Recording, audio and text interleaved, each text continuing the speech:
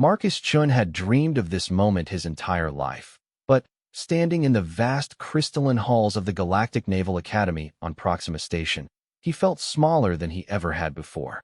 The academy stretched endlessly in all directions, its bioluminescent walls pulsing with soft blue light that seemed to respond to the emotions of those within.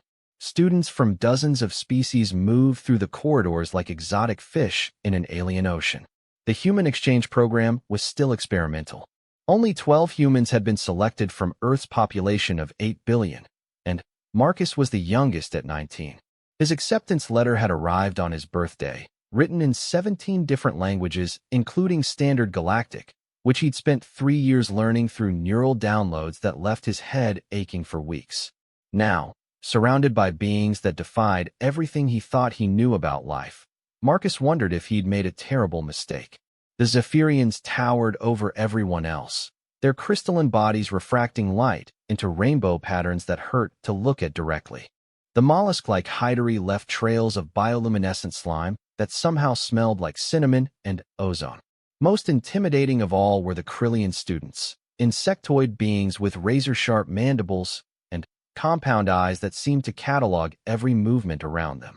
Marcus's dormitory assignment led him through the academic sector, past laboratories where students manipulated gravity wells with their bare hands, and classrooms where holographic star maps rotated slowly in midair. Other students barely glanced at him, though he caught several sets of alien eyes following his movement. Humans were still a curiosity here, a primitive species that had barely achieved faster-than-light travel. His room turned out to be a sparse cube with walls that could display any environment he desired. Marcus chose a simple view of Earth's Pacific Ocean, the blue waves instantly making him feel less alone. His roommate hadn't arrived yet, but the sleeping alcove across from his was clearly designed for someone much larger than himself. The orientation packet, delivered by a floating sphere that spoke in a melodious tone, informed him that classes would begin tomorrow. Advanced xenobiology, interstellar navigation, combat tactics, and diplomatic protocol filled his schedule. Each course was designed to prepare cadets for service in the Galactic Defense Force, humanity's ticket to joining the greater galactic community. That evening, Marcus made his way to the central dining hall, a vast dome where hundreds of species gathered to consume nutrients in forms ranging from liquid light to crystallized emotions. The human section was small but well-stocked with familiar foods, though everything tasted slightly off due to the artificial gravity and atmospheric processors. He chose a quiet table near the observation windows, watching ships arrive and depart from the station. Each vessel represented a different world, a different way of life. Some moved like living creatures, their hulls rippling with biomechanical muscles. Others were geometric perfection, sharp angles that seemed to cut through space itself. "You're the human," a voice said behind him. Marcus turned to find 5 students approaching his table. The speaker was a Krillian, his exoskeleton a deep purple that indicated high social status among his kind. Behind him stood 2 more Krillians, a Zephyrian whose crystal body glowed with aggressive red patterns, and something Marcus didn't recognize, a being that looked like it was made of liquid mercury with too many joints. "I'm Marcus," he said, standing slowly. Every instinct told him this wasn't a friendly introduction. "I am Thexka." The lead Krillian clicked, his mandibles spreading in what might have been a smile, but looked more like a threat display. "We wanted to welcome you to the academy." The other students formed a loose semicircle around Marcus's table. Several other diners had noticed the gathering, but none moved to intervene. This was apparently normal social interaction, though Marcus's elevated heart rate suggested otherwise. "That's kind of you," Marcus replied, keeping his voice steady. His father had been a Marine, and had taught him that showing fear was often worse than whatever you were afraid of. Thexka reached out with one of his forearms and picked up Marcus's dinner tray. The Krillian examined the human food with obvious disgust, his compound eyes reflecting the dining hall's light like broken mirrors. "Disgusting," he pronounced. "How does your species survive on such primitive nutrients? No wonder humans are so weak and slow." The Zephyrian student chimed in, his voice like breaking glass. "I heard humans can't even regenerate lost limbs. How do they function in combat?" Marcus felt heat rising in his chest, but forced himself to remain calm. These students were testing him, trying to establish dominance in the way animals did when new members joined the pack. He'd seen it in high school, though those bullies hadn't been 8 feet tall with natural weapons. "We manage," he said simply. Thexka lifted Marcus's tray higher, examining it like a scientific specimen. "Perhaps we should test human durability," he clicked. "For scientific purposes, of course." The liquid mercury being flowed closer, its form shifting constantly. "I bet it breaks easier than a Silurian eggshell," it gurgled. Marcus calculated distances and escape routes automatically. 5 against 1, all of them larger and stronger than him. The nearest exit was 30 meters away, past dozens of tables. Academy security was present, but they seemed to operate on a policy of non-interference in student conflicts. "Can I have my dinner back, please?" Marcus asked politely. Thexka's mandibles clicked in what was definitely laughter. "Of course, human. Here you are." The Krillian turned the tray over, dumping Marcus's dinner across the floor in a splash of gravy and scattered vegetables. The sound echoed through the dining hall, and conversations at nearby tables stopped as heads turned to watch. Marcus looked down at his ruined meal, then back up at Thexka. The alien students were all watching him now, waiting for his reaction. Around the hall, hundreds of other cadets had noticed the commotion. This moment would define how every other student treated him for the rest of his time at the academy. He could walk away, report the incident, try to handle this through official channels. That's what a rational person would do. That's what a diplomatic person would do. Marcus Chun had never been particularly diplomatic. "Wrong choice," he said quietly. The words seemed to hang in the air for a moment, charged with potential energy. Thexka's head tilted, his compound eyes trying to process what the small human had just said. The other alien students shifted nervously, suddenly, aware that something had changed in the human's posture. Marcus had learned to fight from his father, but he'd learned to survive from the streets of Neo Angeles. When you were smaller and weaker than everyone else, you learned to be faster and meaner. You learned that hesitation would get you killed, and that sometimes the only way to avoid a fight was to end one before it started. 10 seconds. That's all it took. Marcus moved like lightning had been compressed into human form. His father had taught him that fights weren't won by the strongest or the biggest, but by whoever struck first and hardest. Speed was everything. Surprise was everything. The moment Thexka's mandibles began to spread wider in what Marcus recognized as preparation for an attack, the human was already in motion. Marcus grabbed his metal dinner plate and spun it into the lead Krillian's compound eyes. The sharp edge caught Thexka between his optical clusters with a wet cracking sound. Purple fluid splattered as the alien stumbled backward, his forearms flailing. The liquid mercury being surged forward, trying to engulf Marcus's legs. But Marcus had already anticipated this. He kicked his chair backward into the creature's flowing form, then vaulted over the table as the being tried to reform around the obstacle. His boots connected with the Zephyrian's crystal chest, the impact sending spiderweb cracks through the alien's torso. The crystalline being's light flickered and died as he collapsed. The 2 remaining Krillians rushed him from both sides, their natural coordination allowing them to attack simultaneously. Marcus dropped low, sweeping the legs of the first while his elbow drove upward into the second's thorax. The chitinous armor cracked like broken pottery, and both aliens crashed into each other in a tangle of limbs and clicking mandibles. The mercury being had reformed and was flowing toward him again, faster this time. Marcus snatched a thermal unit from a nearby table, a device used to keep alien foods at proper temperatures, and hurled it into the creature's mass. The conflicting temperatures caused the being to spasm and collapse into a puddle of confused matter, its consciousness apparently stunned by the thermal shock. Thexka had recovered enough to lunge forward, his razor mandibles aimed at Marcus's throat. The human sidestepped and grabbed the alien's head, using the Krillian's own momentum to slam him face first into the dining table.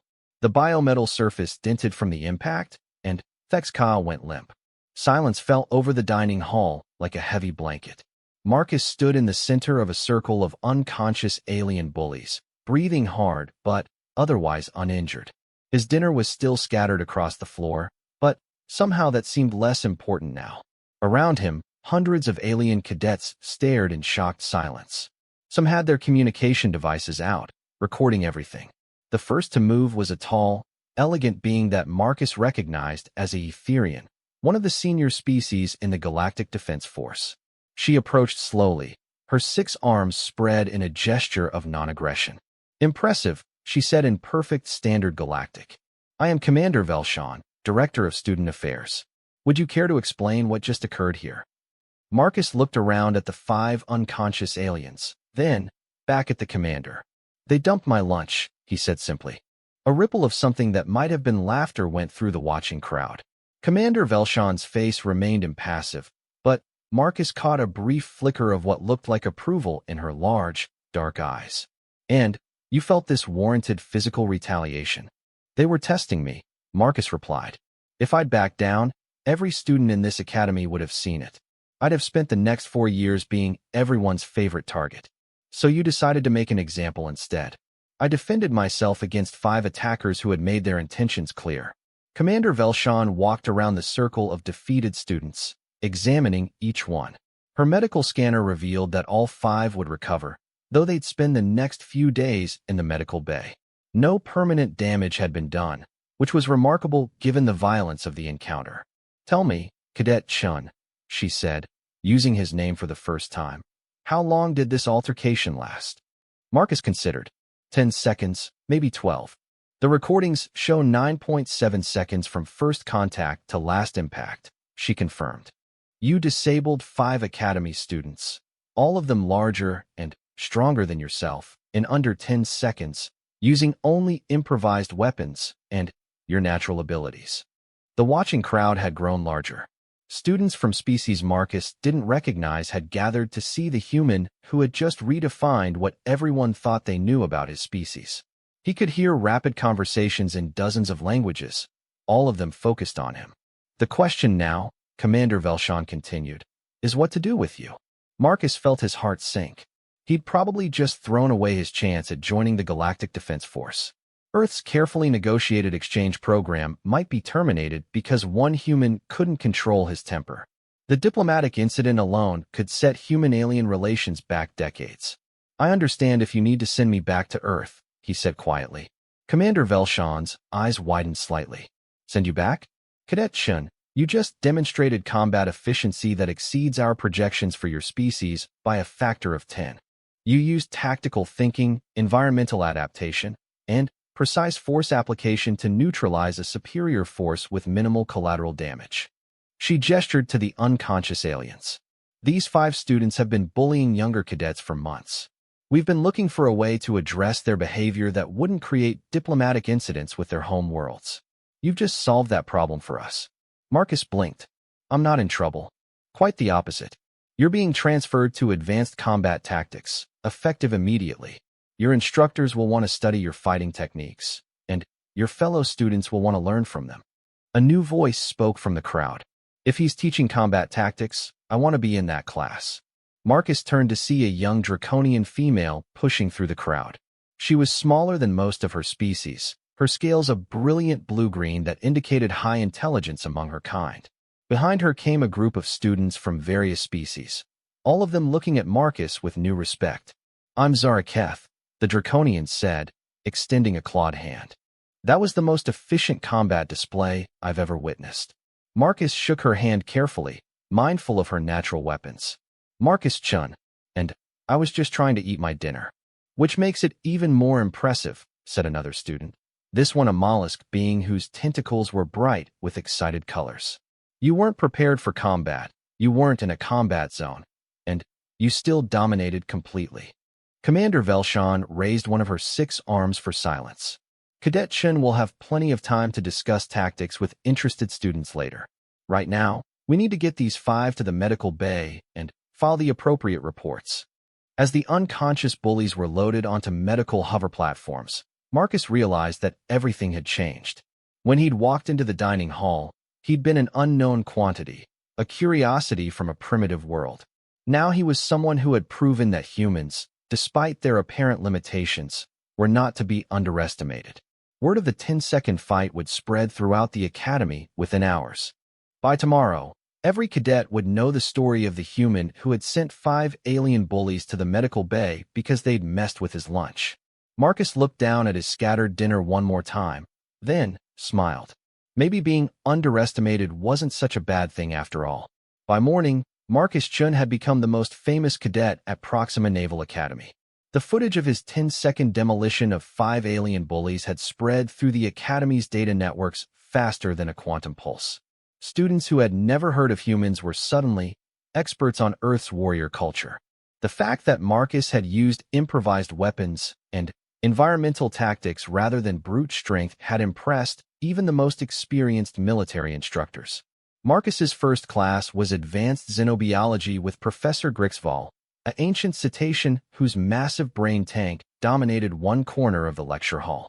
The professor had been studying human physiology since Earth's first contact with the galactic community, but had never had a live specimen to observe. Cadet Chun, Professor Grixval's voice bubbled through his translation unit as Marcus entered the classroom. Please take a seat at the front. Today's lesson will focus on human combat adaptations. Every eye in the room turned toward Marcus as he made his way to the indicated seat. The lecture hall, which normally held 300 students, was packed beyond capacity. Beings from species he'd never seen before had somehow gained access, all of them eager to study the human who had redefined their understanding of his species. As you all know, Professor Grixval began, his massive form floating in the nutrient tank. Humans are classified as a Class C species in terms of physical capabilities. Average strength, limited natural weapons, no obvious evolutionary advantages for combat. A holographic display materialized above the professor's tank, showing a standard human anatomy chart alongside comparative data from other species. Humans ranked near the bottom in almost every category: strength, speed, natural armor, regenerative abilities. Yesterday's events, however, suggest that our classification system may be fundamentally flawed. The hologram shifted to show slow-motion footage of Marcus's fight. Every movement was analyzed frame by frame, with vectors indicating force application and timing measurements down to milliseconds. Observe the human's first strike, Professor Grixval continued. Rather than relying on brute force, he weaponizes an environmental object, targeting the most vulnerable area of his opponent's anatomy with surgical precision. Marcus watched himself grab the dinner plate and spin it into Thexka's compound eyes. On the slowed footage, you could see the exact moment the Krillian's threat assessment changed from confident aggression to shocked pain. Note also the tactical awareness, the professor added.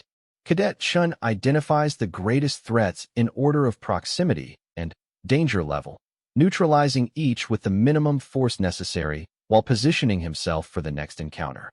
A Zephyrian student in the third row raised a crystalline hand. Professor, how did the human know to target the compound eyes? Krillian anatomy isn't taught until third year. Marcus found himself answering before the professor could respond. You don't need to study alien anatomy to recognize vulnerable spots.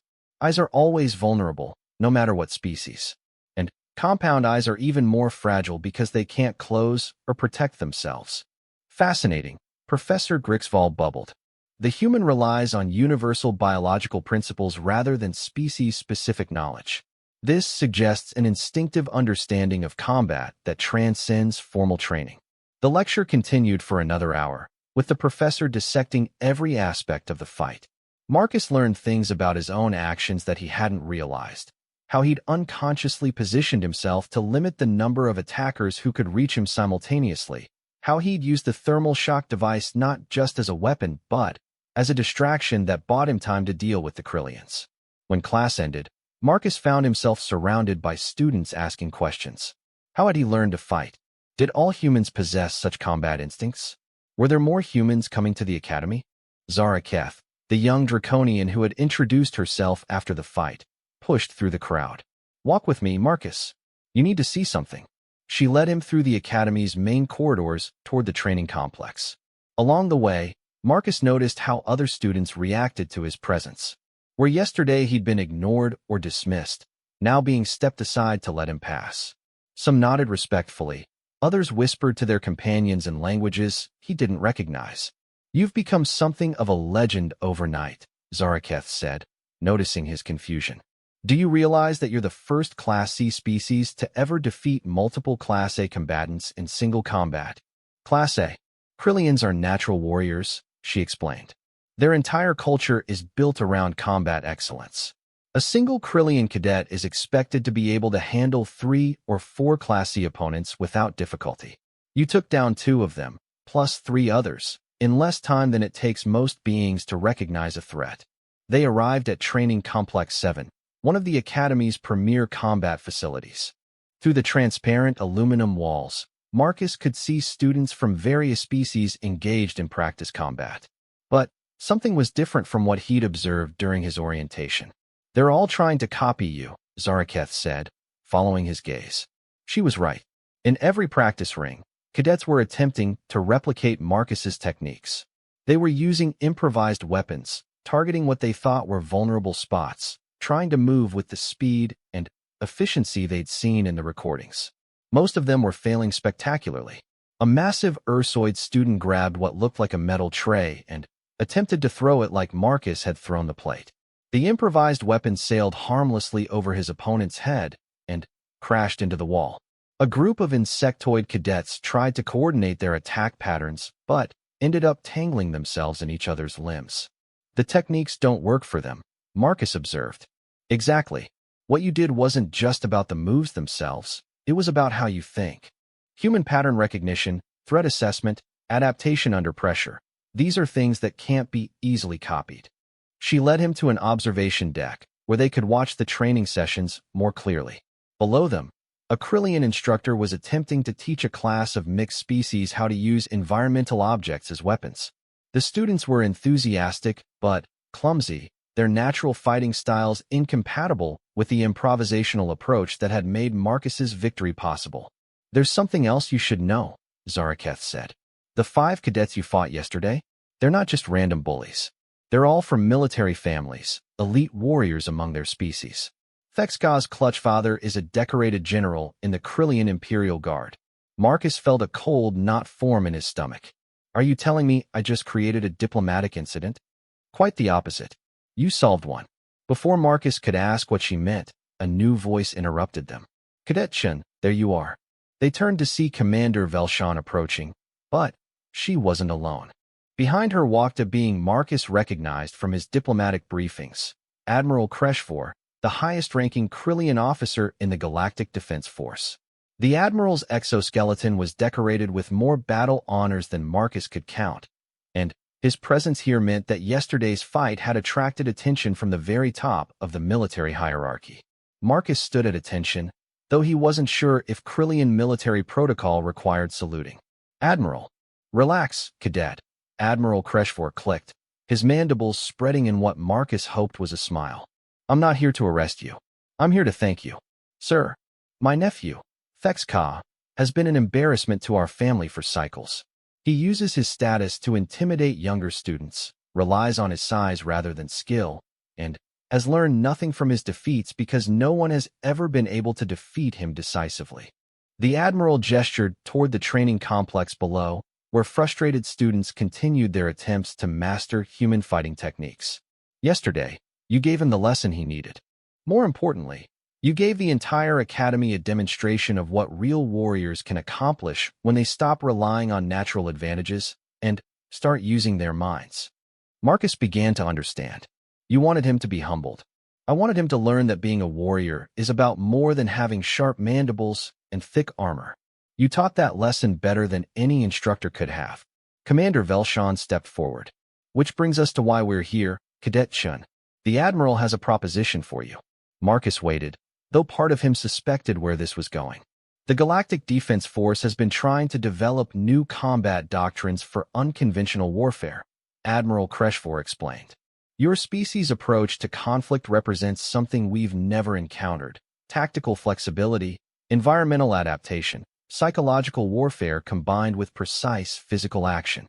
We want you to help develop a new training program," Commander Velshan added.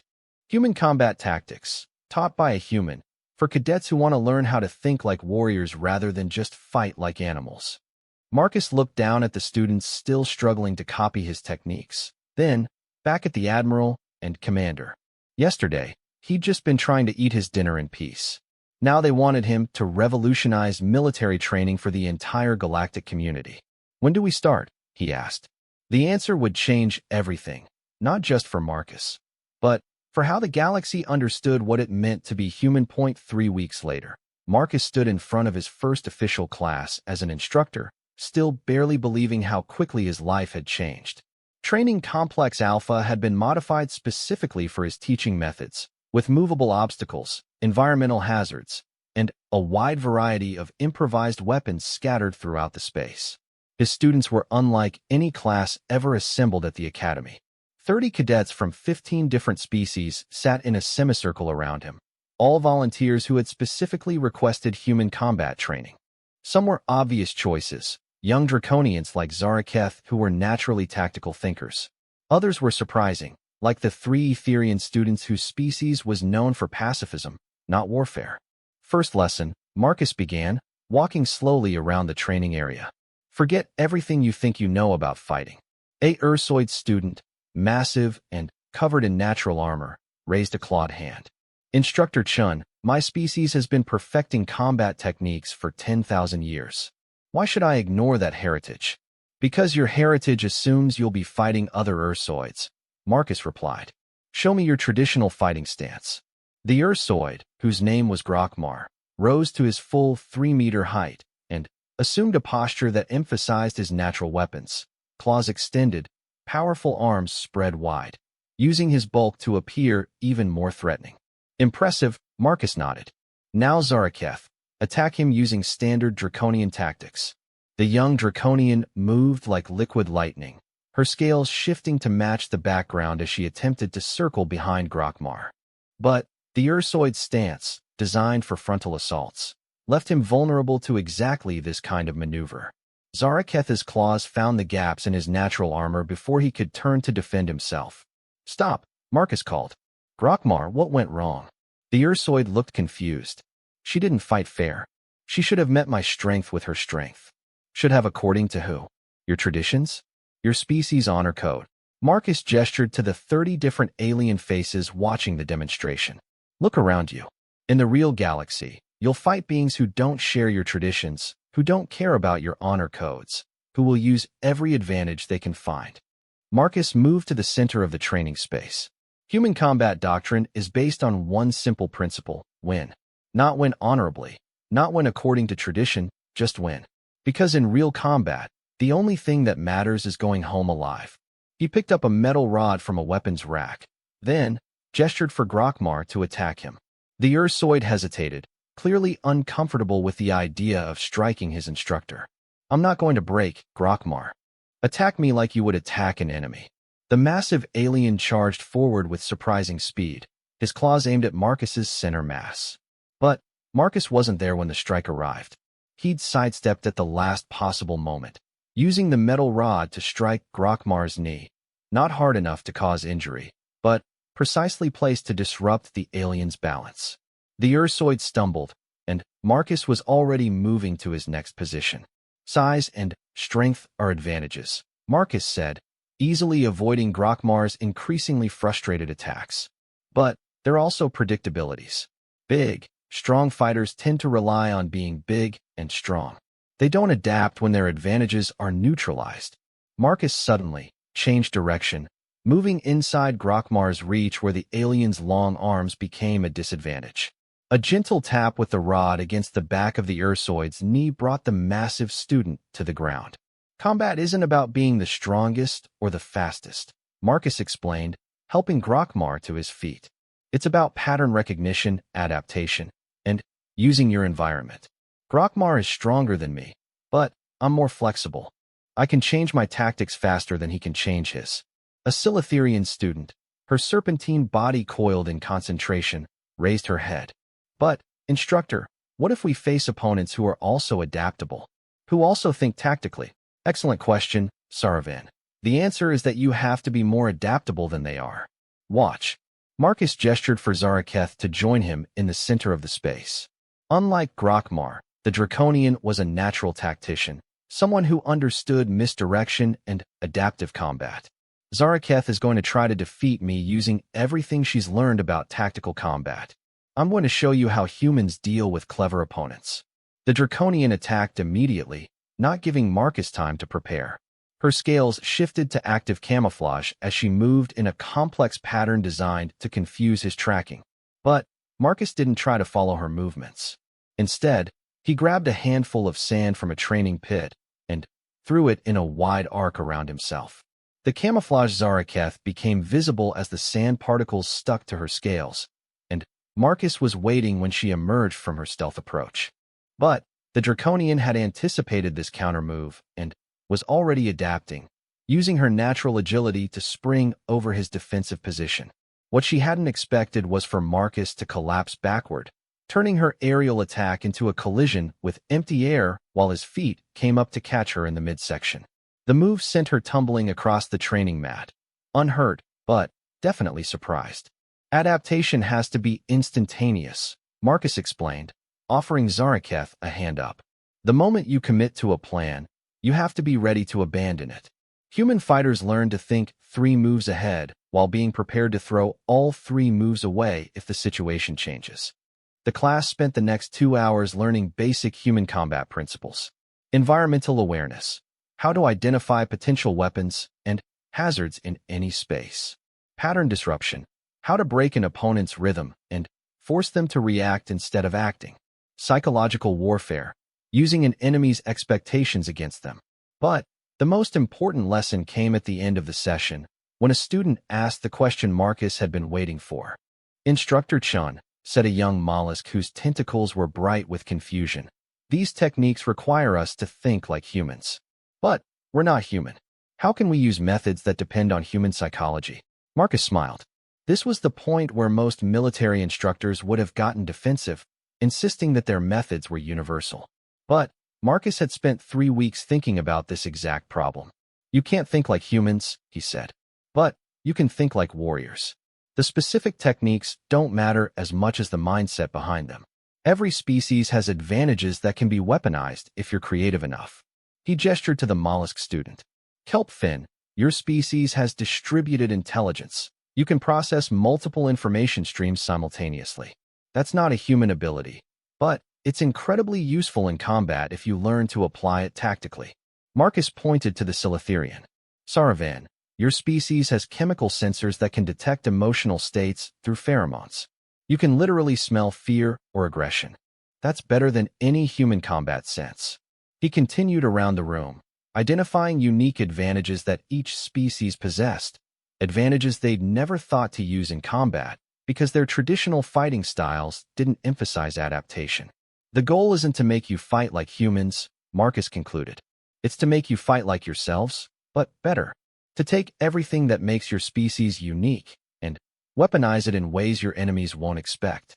As the students filed out of the training complex, chattering excitedly in a dozen languages, Marcus reflected on how much had changed since that first night in the dining hall.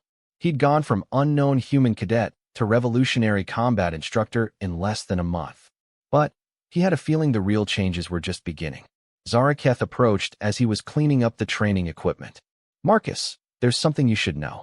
Word about your teaching methods has spread beyond the academy." "What do you mean?" "Admiral Kreshfor received a communication from High Command this morning. They want to observe your classes. All of them. The entire Galactic Defense Force Leadership Council." Marcus paused in his cleanup. "They want to watch me teach. They want to decide whether human combat doctrine should be integrated into official GDF training protocols. If they approve your methods, every military academy in the galaxy will start teaching human tactics."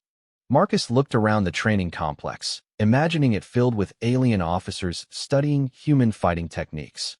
The idea was both thrilling and terrifying. "When?" he asked. "Next week." "And Marcus?" "They won't just be observing. They'll be testing." The young human instructor suddenly realized that his biggest challenge wasn't behind him. It was still ahead. The day of the evaluation, Training Complex Alpha had been transformed into something resembling an arena. Observation galleries that normally held a few dozen spectators now contained over 300 beings representing every major species in the Galactic Defense Force. The air hummed with translation devices working overtime as officers discussed what they were about to witness. Marcus stood at the center of it all, trying not to think about the fact that the next few hours would determine not just his future, but possibly the future of human involvement in galactic military affairs. His 30 students were arranged around him, and he could feel their nervous energy despite their attempts to appear confident. Admiral Kreshvor approached, his exoskeleton gleaming with formal battle honors. Behind him walked 5 other beings that Marcus recognized from his diplomatic briefings, the highest-ranking military officers in the galaxy. Cadet Shun, the Admiral clicked formally. Allow me to present the Galactic Defense Force Command Council. General Vex Prima of the Etherian fleets stepped forward first, her 6 arms folded in a gesture of respectful attention. Instructor Chin, we've reviewed your preliminary reports. Your methods show promise, but we need to see practical applications. With respect, General, Marcus replied, my students and I are ready for any test you have in mind. Fleet Admiral Zaghu, a massive cetacean whose tank dominated one end of the observation platform, spoke through his translation unit. We've prepared scenarios based on recent combat data from border conflicts. Your students will face simulation opponents programmed with the tactics and capabilities of our most dangerous enemies. Marcus felt his stomach tighten. This wasn't going to be a demonstration, it was going to be a trial by fire. His students would be facing virtual enemies designed to kill experienced soldiers, not academy cadets. How many scenarios? He asked.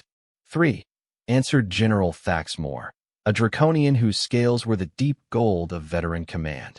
Each designed to test different aspects of your combat philosophy. Your students will face superior numbers, superior technology, and superior individual capabilities. Marcus turned to his students.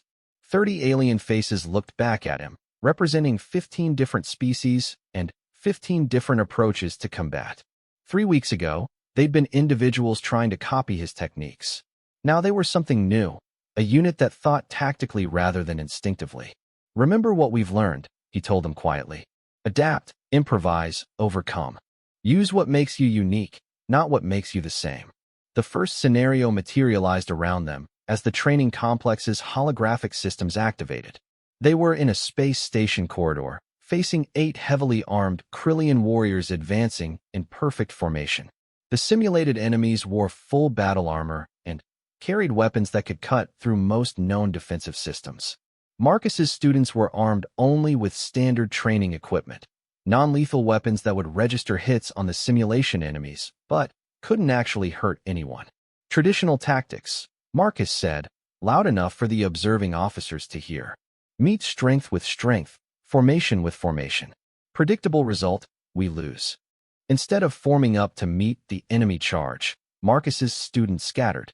Grokmar, the massive Ursoid, grabbed a maintenance panel and hurled it at the lead Krillian, not to damage the enemy, but to disrupt their formation.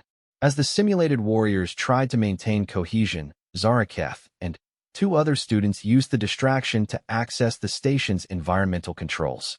The corridor lighting shifted to emergency mode, then began strobing in patterns that interfered with Krillian compound eyes. Saraven, using her species' natural climbing abilities, reached the ceiling and began dropping improvised flashbang devices that further disrupted enemy coordination. What followed wasn't a battle in any traditional sense, it was chaos management. Marcus's students didn't try to outfight the Krillian warriors. Instead, they turned the environment into their ally, using the station's own systems against enemies who were trained to fight in open combat, not urban environments. When the simulation ended, all 8 enemy warriors had been neutralized with 0 casualties among Marcus's students. The second scenario was even more challenging. A planetary surface with minimal cover, facing flying enemies with energy weapons that outranged anything the students carried. The simulated opponents were based on the Vexhi, an aggressive species that had been causing problems along the galactic rim. Air superiority trumps ground tactics, Marcus announced for the observers. Standard doctrine says retreat or call for support. Human doctrine says change the rules. His students had learned well. Rather than trying to shoot down fast-moving aerial targets, they focused on making themselves impossible to target.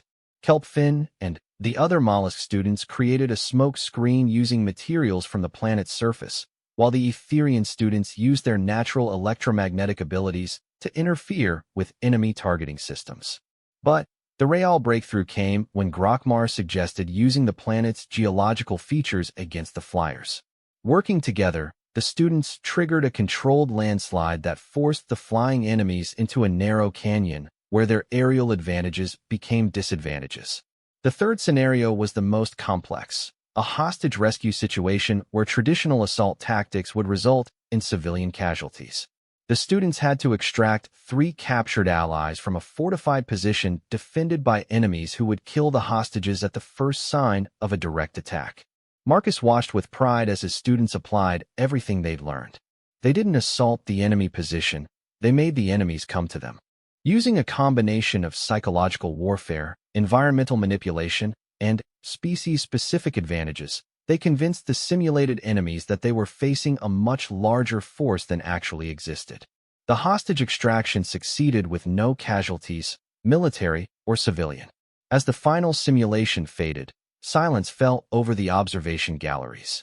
3 scenarios that should have been impossible for Academy cadets to survive, much less win, had been completed flawlessly using tactics that no military academy in the galaxy currently taught. General Vex Prima was the first to speak. Instructor Chun, in 3 engagements, your students demonstrated tactical flexibility that exceeds our expectations for veteran soldiers.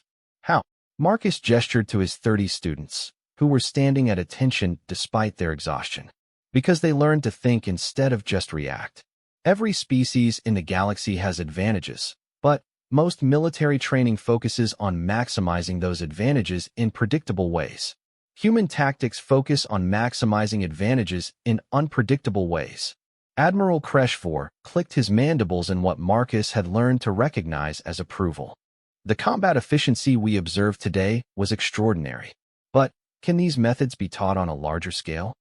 With respect, Admiral, you just watched 30 students from 15 different species master these techniques in 3 weeks. The principles are universal: environmental awareness, adaptive thinking, psychological warfare, team coordination. The specific applications vary by species, but the mindset can be taught to anyone. Fleet Admiral Zog, whose voice bubbled through his translation unit. The Command Council will need to discuss implementation protocols, resource allocation, and training standardization. But I think I speak for all of us when I say that what we witnessed today represents a fundamental advancement in military thinking. General Thaxmore's golden scales rippled with approval. Instructor Chun, are you prepared to expand your program beyond the academy level? Marcus looked at his students, then up at the hundreds of alien officers watching from the galleries. 3 months ago, he'd been an unknown human cadet just trying to survive his first day at an alien academy. Now they were asking him to help reshape military training for the entire galactic community. Yes, sir. We're ready. Admiral Kreshvor stepped forward. Then, by order of the Galactic Defense Force Command Council, the Human Combat Tactics Program is hereby approved for implementation across all GDF training facilities. Instructor Chun, you are promoted to the rank of Tactical Development Specialist, with authority to establish training protocols for all member species. The observation galleries erupted in what Marcus could only describe as alien applause, a cacophony of clicks, whistles, harmonic resonances, and electromagnetic pulses that somehow managed to sound celebratory despite coming from dozens of different species. As the ceremony concluded and the various officers began filing out to spread word of the new training protocols, Zaraketh approached Marcus with her scales bright with excitement. So, Marcus, she said, what's the next lesson plan? Marcus grinned, looking around at the training complex that had become his classroom, his laboratory, and his home. I was thinking we might work on zero-gravity combat tactics. I have some ideas about using momentum transfer and 3-dimensional thinking that might surprise a few people. Sounds dangerous, Grokmar rumbled, but his tone suggested he was looking forward to it. The best lessons usually are, Marcus replied. As his students dispersed to spread word of their promotion to other cadets, Marcus remained in the training complex, planning lessons that would soon be taught on hundreds of worlds across the galaxy. It had all started with 5 alien bullies dumping his lunch on the floor and his father's advice about fighting smart instead of fighting hard. Now, human tactics would become part of galactic military doctrine, taught to species across dozens of star systems, helping beings he'd never meet survive battles they couldn't yet imagine. Not bad for 10 seconds of improvised violence in a dining hall. Marcus Chun had come to the Galactic Naval Academy to learn about other species and their technologies. Instead, he taught the galaxy something about humanity, that being small, weak, and apparently primitive didn't matter nearly as much as being smart, adaptable, and willing to break all the rules when lives were on the line. And in a universe full of hostile aliens, aggressive neighbors, and unknown threats, those might be the most important lessons anyone could learn.